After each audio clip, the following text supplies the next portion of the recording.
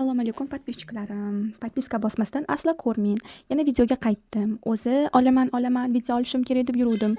Lekin hech ham mas'uliyatni bo'ynimga ololmayaptim.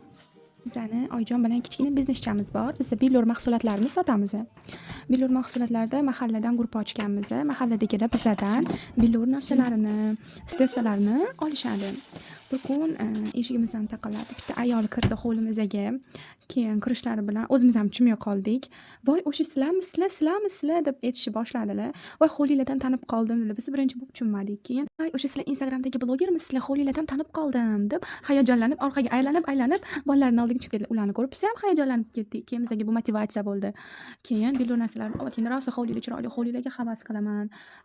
Videolar ham rosa zo'r chiqadi. Nimaga olmay qo'ydinglar? Rosa kutardim. O'zi kim bular? Qatlikin ana qishloq hayot qo'ysa qatdagi bizani mahallaga o'xsharkan deb o'ylardim.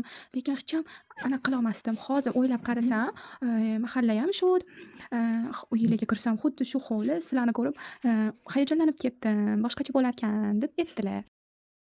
Shu bilan keyin video ola qolay mana shuncha. Menga bu narsa o'zi aslida motivatsiya bo'ldi. Boshqacha his bo'lar ekan to'g'risi. Gruppada ham yozishadi, o'sha Instagramda yozishadi. "Qayerda turasizlar o'zi sizlar? Qayerda turasizlar?" deb bir kun "Oyjon Bektemirda turaman" desalar, "Voy, men sizlarni bildim, qayerda turishinglarni. Bektemirda men ham turaman" deb bitta ayol yozuvdi.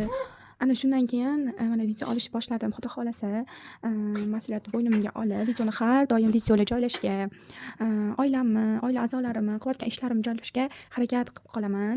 Sizlar ham kuzatishda davom etinglar. Podpischiklarim, sizlarga o'zi qanaqa mavzu olib chiqsam yoqadi? Pishiriqlarmi, kulgili voqealarmi, ibratli voqealarmi yoki oshxonamnimi, yoki uyimmi, yoki hovlimmi, yoki hayotim, tabiiy hayotimmi, yoki qanaqadir kontentlar chiqaraylikmi? Sizlarga qaysi mavzu ko'proq qiziq? Shularni kommentariyaga обязательно yozib qoldirib esinglardan chiqmasin. Nimaga obuna bo'linglar, like bosinglar.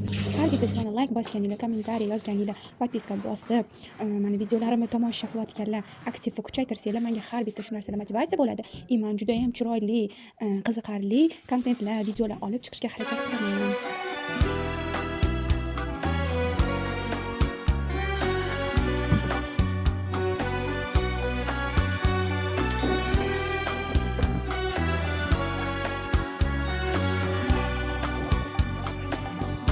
Ben sensiz neylerim, bu ömrü neyleyim?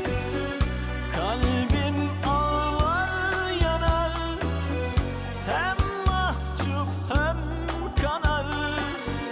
Gönül bu elbet Kaka, bu kadar. yandığı yere kadar. Her şeyin bedeli var. Bu kadar mı? İhanetin en ağır